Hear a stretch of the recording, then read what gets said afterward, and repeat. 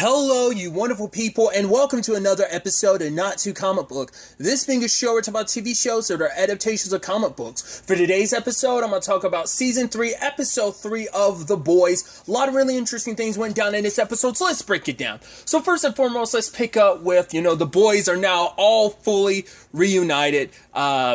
Frenchie's kind of got to go off and do his own thing, which we'll focus on Frenchie later, but obviously the rest of the team, Butcher,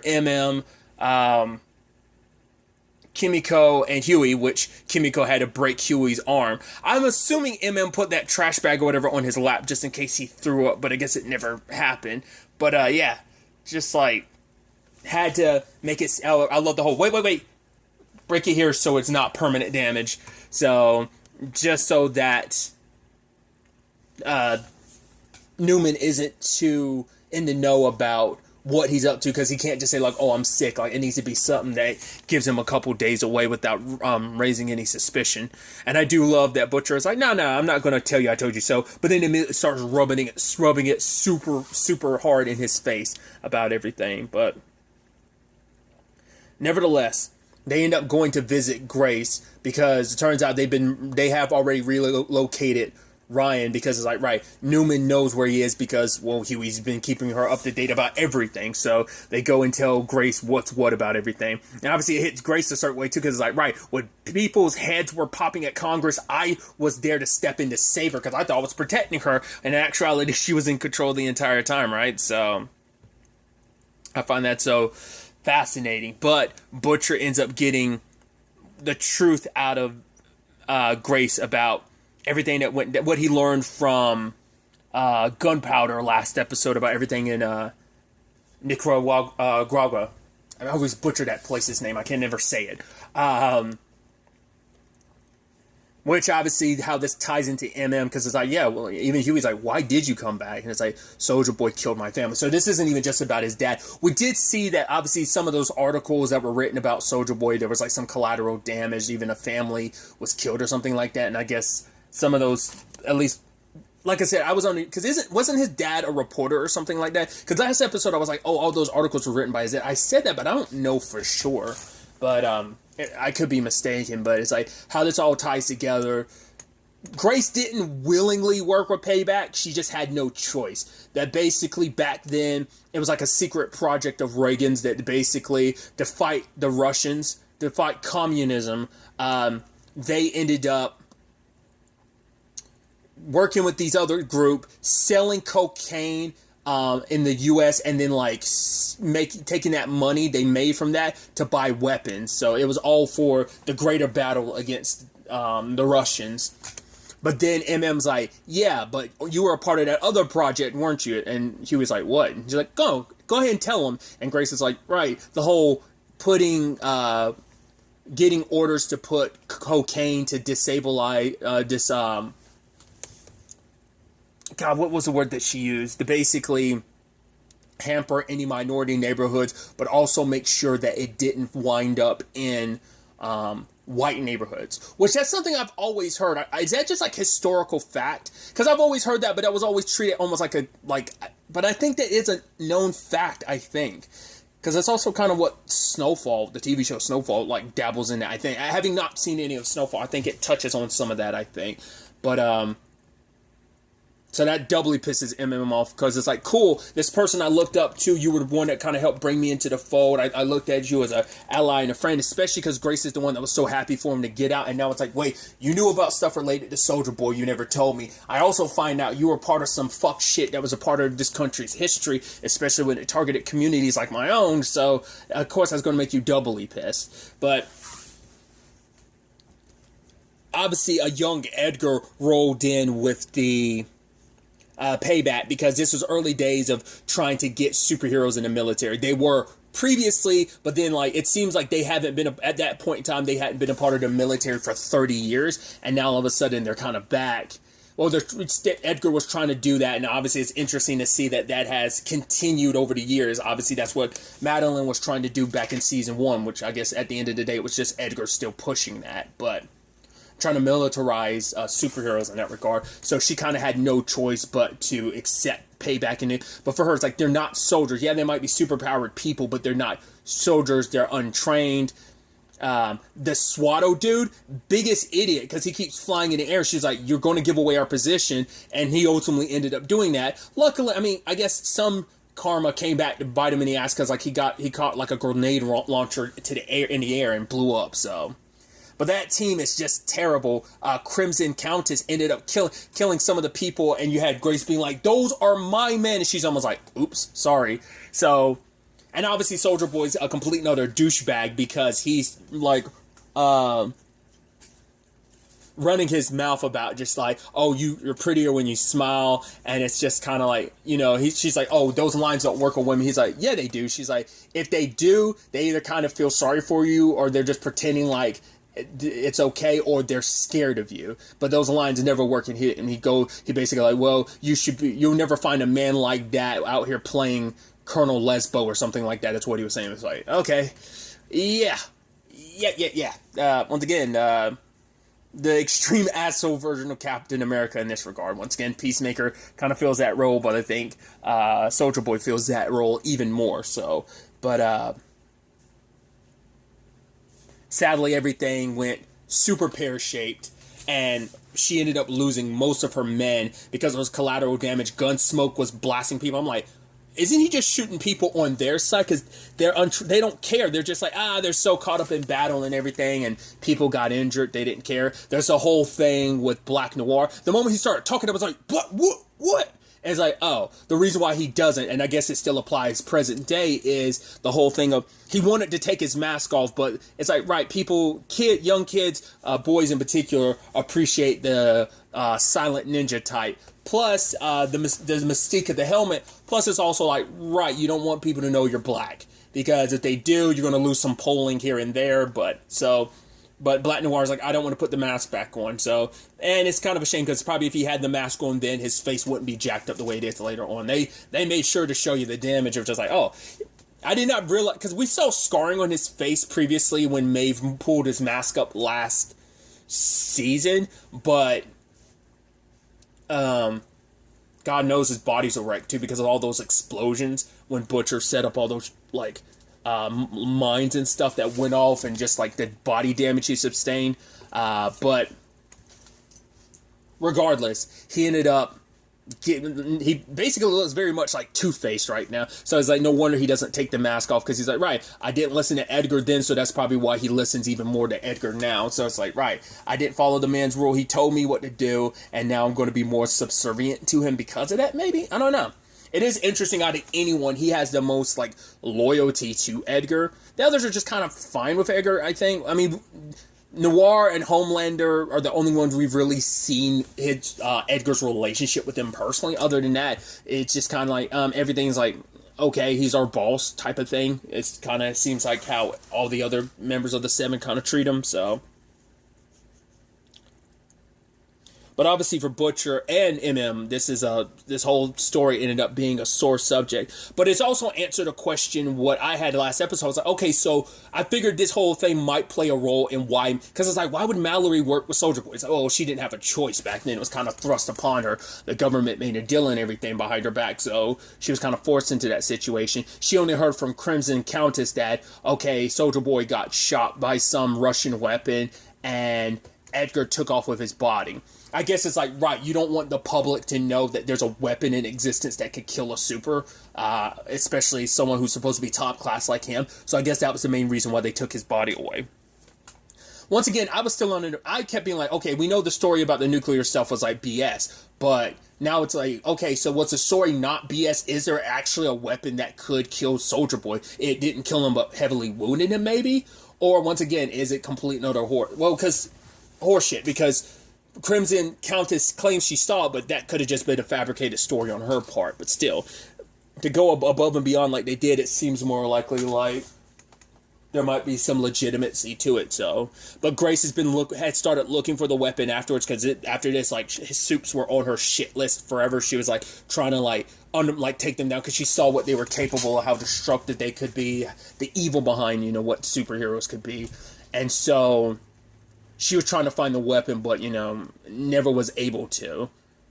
Which for Butcher, it's like, if you had told me there was a weapon like that a long time ago, I could have killed Homelander after everything he did to Becca. Like, you came to me after Becca. And I think that's the interesting thing. Mallory wants to kind of always put it on Butcher, but it's like, yeah, you stoked those flames. But for her, it's like, right, you were already there. Their anger already existed in you because of everything of his upbringing. That anger has been in him for a long time. And he just, Becca ended up quelling a lot of that, but even she saw what was kind of buried beneath the surface, that it was just like, if it wasn't this, there would have always going to be something. You were always one day away from losing your shit, essentially. And so Mallory just, pointed this raging bull towards Soups, in particular Homelander, gave him something to point at. But she's like, even if you could kill Homelander, because who's to say this weapon could? Because even if you do manage to find this weapon, kill Homelander, wouldn't matter. It would have been one Soup, then the next, and then the next. But for Butcher, it's like, yeah, but if it weren't for you, Becca could still be alive. Ryan wouldn't be constantly having to be on the run if it wasn't for you. He's like, but because of Becca could be alive right now, and because of that, I will never fucking forgive you. But then she's like, right, don't pretend like this is about Becca and Ryan. This is about selfishness, which I'm like, I mean, it became about selfish. Well, to be fair, Mallory backed away from all of this after her grandchildren, but you're still kind of like, it's a little hypocritical to pot calling kettle black in this regard of like how you've handled this whole thing. What I thought was fascinating, we got a lot of interesting back and forth conversations. First and foremost, between Kimiko and Ryan, both of them hating what they are, and being scared of their powers. Grace offered to get Ryan a doll, but he's like, no, I didn't want to take the chance. I'd hurt the doll. Once again, he has elements of his dad just because he's a young boy. Like, of course, he's probably going to have, he's going to get angry, but he can't be angry like other kids because he has to control himself or he's going to lose control of his powers. And so he tries to, I think even more so now that his mom's gone, he tries to keep her alive by being more like her, being more like what she wanted him to be. And so it turns into this situation of Kimiko knows she's hurt people before and she doesn't want her powers. I think that's such an interesting thing we kind of really leaned into, that because she can't have a normal life and neither can Ryan. And the fact is they had this moment, this commonality there, I thought was kind of nice little scene. But also I thought was fascinating is the moment he hugged Butcher, which everyone's like, whoa, like what the hell? Like, didn't know Butcher had it in him to care for someone. But for Ryan to immediately go like, are you okay? And Butcher's like, yeah, I'm good. He could tell something was off of me. I was like, whoa. It's like, well, I'm sure he's got superhuman strength and stuff. So I was like, maybe when he felt Butcher's body was like something felt off. But he talks about he can hear Butcher's heart moving faster, even smelling his blood, saying it smells funny. So that's interesting. So Butcher's still in the process because the compound, the V24 still hasn't worked its way out of his system. Because it was like, was that nighttime when he ended up taking it? I doubt it's been a full 24 hours maybe, but so it's still working its way through his system. Plus, once again, it's still being tested. It's not fully certified, so. But when the time comes, Butcher ends up telling Ryan that he can't look at him because when I look at you, I see the person who killed Becca. And Ryan was going to flip out of him, but just takes off the necklace and just says, I hate you, and walks away. And part of me wonders is did Butcher say that because it's true and he just needed Ryan to let him go, so he said the most horrible thing because for him it's like, right, I can't come back here because if I do, I'm just going to put you more in danger because this can't be over until I put Homelander down, so you can hate me all you want. Which is sad because he's been so concerned and worried that he was going to mess that kid up, and now he's kind of has. But I think it's like, right, he says all the terrible things he needs to say so that Ryan will hate him, won't latch onto him, because it's like, right, you're better off without me, kid. You don't need me. So, and even Huey later on is talking to him. He's like, yeah, I'm a monster. He's like, no, you're not. The others just don't understand. The gloves are off. We have to do whatever it takes. Even to the point that he calls up Starlight later on, well, earlier in the episode, and tells her, no, you need to stick it out.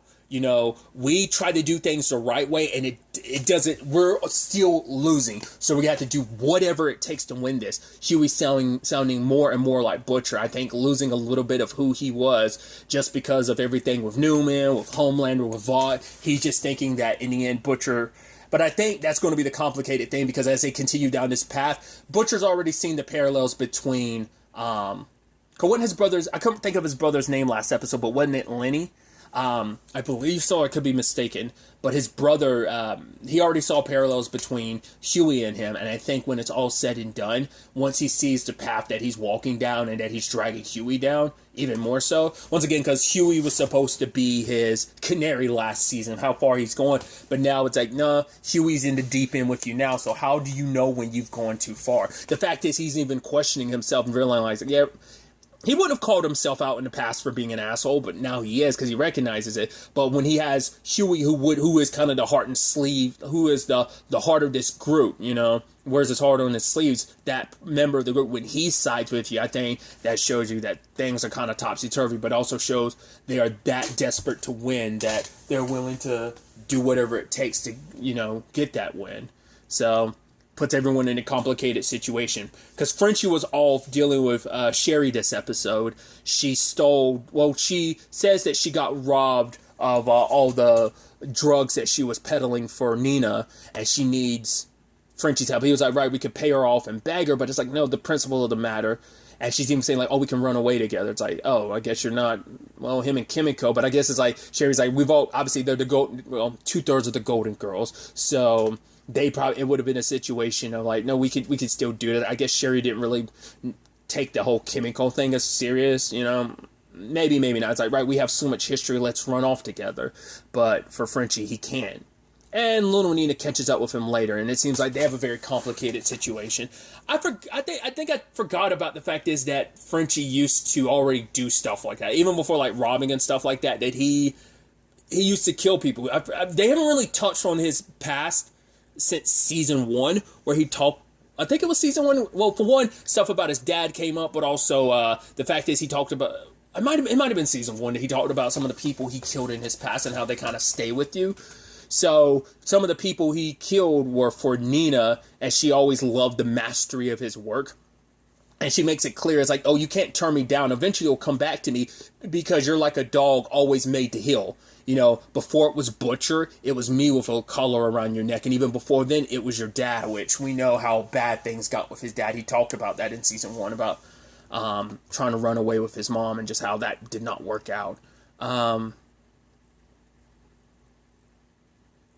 Or was it that his dad ran off with him? I know, but he had talked about like the cigarette burns that his father would give him, like the just shitty person his dad was. So for her to say that, he's like, right, I'm not that person. But I think it speaks volumes that when he went back to the base, he was putting on like these nicotine patches because I think he needed it to calm himself down because he was getting that itch, because she has a certain way with him and he wants nothing to do with her until Butcher's like, oh, call her up again. He's like, what? I don't think that's a good idea. It's like, no, we're going to do that because that's how we're going to get to Russia. That's how we're going to find this weapon that could kill Homelander. So it's like, damn it. So, and even I love Kimiko being like, oh, like, how could you work with Butcher? And he was like, you work for him too. But she's like, yeah, I'm only here because you're here. We should run away together. And he was like, oh, that'd be nice. Because I think for Frenchie, it's like, that would be nice. But I think for him, it's like, that's all it would be a fantasy, because there's no getting away from all this. It'll follow us no matter where we are. But he also understands this is also Kimiko playing in. It's playing into how Kimiko doesn't want to keep doing this. Doesn't want to be in a situation where she has to use her power. She wants some form of a normal life. And with Frenchie away from all this, she thinks they can. But I mean, even MM still got dragged back into this. So you can't stray too far away without this world pulling you back in. Butcher pulling them back in. He's got a lot of sway and control over all of them. So, speaking of the Starlight circumstance, I did like that opening and I thought it was interesting. And, well, we don't know where her and her mother necessarily stand 100% after season 2. Where, I mean, it has been like a year, so maybe things have gotten better. But her, the superhero pageant and stuff like that. I think there's layers to that their commentary on just like, pageants in general and, pageant moms, of what that can mean. I mean, people try to put their kids in the world of like fame and power and stuff like that, like stage parents. Like, there's commentary on that, but there's layers of like, because of what she's singing. She's singing "Hit Me Baby One More Time" by Britney Spears, and it's like, well, there's layers to that now, that it's like, right, when you're old, now that everyone's older, everyone goes like, oh, it's kind of fucked up what happened. Like, wasn't she like 16 when I made her do that music video and everything, and they kind of sexualized her a bit, so it's like there's layers to it, because it's like a little girl, I don't know, dancing like that on stage, you're kind of like, oh, that is kind of weird. And her putting on a performance, because what did her mom say? Is like, oh, what is pain? If you're feeling pain, that means it's just pain leaving your body or whatever. And so her mom just kept pushing her, and she puts on the performance, and she's squeezing her fist behind her back, because it's her trying to pretend like everything's okay. It's her way to kind of compensate with just dealing with everything. And so there's the conversations about like, oh, who's going to be a part of new members of the Seven. Obviously, Supersonic is up there, but she warns Supersonic, get away from this. Homelander's a murderer. He's threatened to kill me. Everyone else on this team is kind of shitty. It's like, truth be told. Maeve has her issues, but come on, she's good enough. But also, we haven't seen her for a while. I guess she's kind of trying to keep it super low-key, trying to stay the hell out of Homelander's way. So she's trying to warn Supersonic not to get mixed up in all of this. Then she's trying to get, was it Silver... It's like, and I love Ashley being like, oh, isn't she from Afghanistan? It's like, no, she's from England. Because they're trying to paint the narratives of just kind of like, oh man, like the love triangle and stuff like that. Like Seth and Evan are trying to pitch the whole thing of like, getting Supersonic up here would be pretty dope, because that way it can play into like the whole love triangle. I mean, for one, we could go after the Latinx demographic. Plus, it could, people would wonder whether or not you and Supersonic would get back together. And she's like, I have a boyfriend. And they're like, yeah, but love triangle. Oh, yeah, blah, blah, blah. So saying all the stuff that not caring about, being, having any tact with it. They're just being blunt about the marketing behind everything, like they've always been. So... on top of that, Homelander, it's like, oh, and I figured as much, where it's like, oh man, he's going to suffer for this. And it's like, no, he's not. In fact, he's actually doing well. He's actually up super high. And he's like, wait, what? And as Ashley's talking to him, because he's butt naked, she's like, he's like, no, go ahead and tell me. And she's like, sir. And he looks down. He's like, that's not about you. So he's getting hard knowing like, oh, people love me. And it's like, oh, you're like higher in these demographics. You and Starlight as a team are up like 98%. He's like, yeah, that's 98. That's high. It's like, yeah. It's like, oh yeah, he's feeling himself. And so he doesn't want Silver, was it Kincaid, as a part of the team, because it's like, yeah, I'm not going to have a member of Al-Qaeda or something. He made some obviously super racist remark like that. And obviously I love Starlight pushing her position, being like, yo, I'm the one who gets to have final say on stuff. And his addition to like the Seven is, oh, bringing a Deep back in. She's like, cool, so we're going to bring back the guy who literally mouth raped me. And the fact is, I guess it kind of showcases that Cassandra's super effed up, that didn't phase her one bit. It's kind of like, probably like, oh, he's past all that. But it's like, no, Cassandra's in this for herself. We get that later on, which we'll get to in a second. But she's like, cool, I get final say. But he's like, yeah, everything's kind of going up. And Edgar's not going to die on this hill. It's all about perception and the ratings and the numbers. So it's like, yeah, if we're doing good this way, he's not going to fight too much on this. But then she's like, oh, I got that flight. I got the plane. You really want to test me? I'll release that. And I love Homelander just going full psycho. Go ahead, release it. You do that.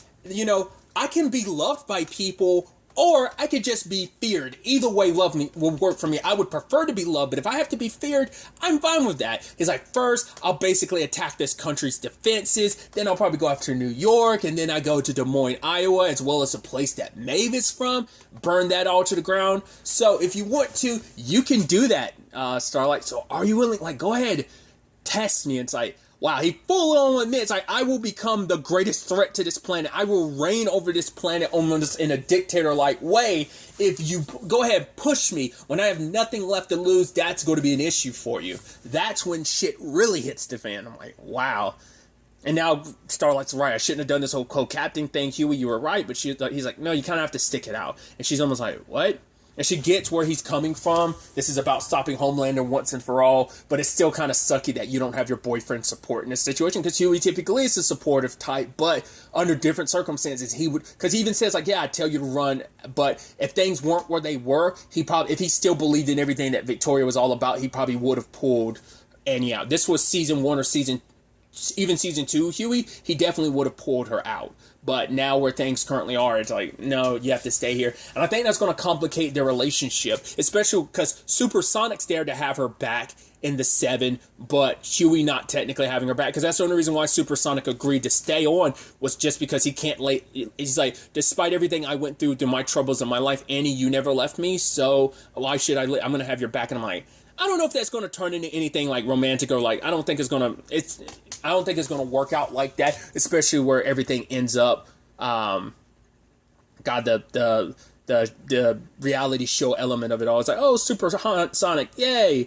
And it almost feels spiteful when he's speaking Spanish to,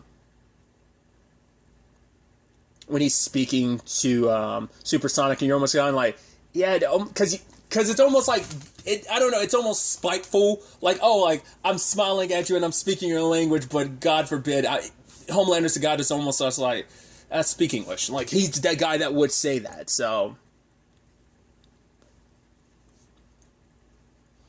So he's just placating, trying to keep up the front to not just the general public, but also the Supersonic, and make you think like, hey, I hate having to speak this other language, but I'm going to do it just to placate you in the general public. But he also made it clear I think that's more so for Supersonic, because he did say like, oh, I'm done apologizing for being myself. Like, people, I'm myself and people love me. I mean, they fucking love me for it. So he's like, oh, there's so much he wanted to do before, but now he has so much support. I'm sure there's going to be people who are like, oh, screw you. But once again, like, you get people like Todd, which Todd last episode, I was like, yo, it seems like Todd's super about the whole, like, oh, Homelander embracing and being himself, which once again, I think that's going to be a complication for Monique, for the household in that regard, but we'll see. And he also makes the move by being like, oh yeah, me and Starlight are dating, and it's like, oh yeah, isn't this great? It's like, what? And everyone's like, oh my god, yeah, this is amazing. Because all he can focus on is the numbers of like, yeah, what that means. But it's also his very like rapiness of like being controlling and just, yeah, it's because it wasn't, because in the comic books, just from the little bit I know, because I've heard people talk about it wasn't just the Deep, it was actually a whole bunch of people, like during that whole, like, raping her. Like, it wasn't just, they just made it the Deep in this, but it was, all of them, I think even Homelander too, so I think this is almost bringing some of that element still there, because it is him being controlling, because it's like, right, you don't do what he says. He's made it clear he's already unhinged, he will kill you, he'll kill everyone you care about, he'll kill a whole bunch of people, because he is an unstoppable machine, because nothing and no one can stop him, so she has to kind of go along, because she has to, like, just like Huey wanted her to, she's just gonna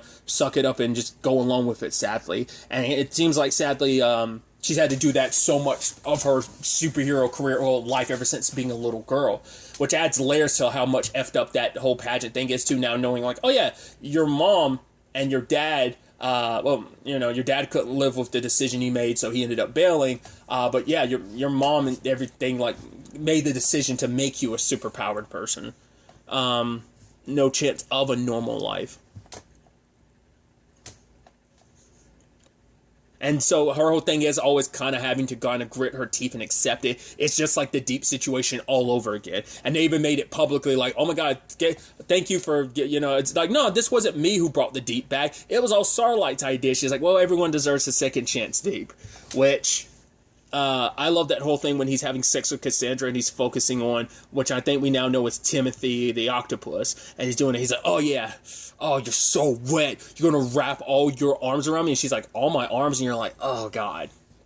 And then which, I'm surprised Cassandra nor Ashley, Homelander's an asshole, so it makes sense. But him to serve all that seafood, I was like, dude, that's super jacked up. And he's just almost vomiting when he's watching everyone slurp stuff down. You would think Cassandra would be a little more like, oh, no, I get it. Solidarity with him. But it's like, no, she finally has a seat at the table now that he's back in the 7. So she's not going to jeopardize that. Even to the point, like, Timothy gets put on a plate. And he's like, no, this is Timothy. He's begging for his life. I can't do this. He's my friend. And Cassandra texts him, eat the fucking octopus. And it's just like, and she gives him the eye. Because I saw that look on her face. She didn't seem concerned. She just had this look like, you better do this shit. And he does. And he's like, oh, while Timothy's in his mouth, he's praying, and he's just like having to eat him. And that once again showed you how human Ashley is. Ashley's over there feeling horrible for him, because like the entire time she's nervous, because she sees how much of a how crazy Homelander is. So she's always on her P's and Q's trying to appease him, but obviously she's scared shitless too. So Cassandra's just smiling like, oh, everything works out, and then it's like, ha ha ha. And poor Deep. Once again, he's an asshole too, but you do like legitimately feel bad for him in that moment. It's like, oh, that's like, especially like effed up thing of you can hear all their thoughts. They're talking to you. He's probably begging, like, please, Deep, don't do this. I thought we were friends. You know, so that's horrible. Horrifying. Another element of this episode too is we have A-Train and his brother Nathan back on better terms. I thought that was pretty dope. They ended up going back home and with his nephews, which obviously they're clowning him for his costume, but he's like, yeah, I want to show the people I'm more than that. But his brother calls him out. He's like, you've never been about the calls and stuff. He's like, yeah, but now that I don't have my super speed, like, what am I here for? He's like, right, you want to make change, like, be here and find something outside of all that. Because for A-Train, he's held, like, once you've known, like, that pinnacle of life, the good of it, you'll that's the whole thing of like selling your soul for it. He sold his soul for all that, and he held on to it, the glory and all that, because he can't run anymore. Because if he does, there's a chance nothing will happen, but there's also another chance his heart will explode. So he's kind of, he potentially, that puts him in a complicated position, especially amongst the seven as well. But they talked about that situation with Blue Hawk, which I thought was interesting, which is the actor from, I'm blanking on his character's name, but he was in the show Revenge. Also, I saw it in his IMDb. I didn't know this until like I was doing my Roswell, New Mexico Neuromo. I didn't realize he was in the OG Roswell show as well. But tensions and all that aside, he apparently was trying to go after a thief, and it led to him cracking the dude's jaw, curb stomping him to the point that he broke the pavement, the curve, like cracked the pavement. And it's like, yeah, that guy left behind 3 kids, and he's asking his brother, like, right, you're with the 7, like, you're in this position, you're this higher up person, you can do something about it. He's like, right, I'm Michael Jordan, not Malcolm X. It's like, right, people love the A-Train, and it's like, right, you want to be about this, you want to help out, you want to be more than just what you've been so far, you want to do better, and maybe that will be part of A-Train's story, wanting to be a better person, actually help out his community, and how that could be a slippery road, because it's like, oh, you could start off with the best intentions and still end up where you were before, where you're just kind of like selfish and kind of getting off on the fame of it rather than, rather like the social justice elements of it, putting in the actual work. We'll see how that turns out, but yeah, things are kind of a little fucked all around to some extent, so it's definitely going to be interesting to see where all this ends up taking us going forward into the next episode. But really, that's all I'm going to talk about. Till the next time we meet, be happy, be safe, live life to the fullest, and enjoy it. Good day, and goodbye.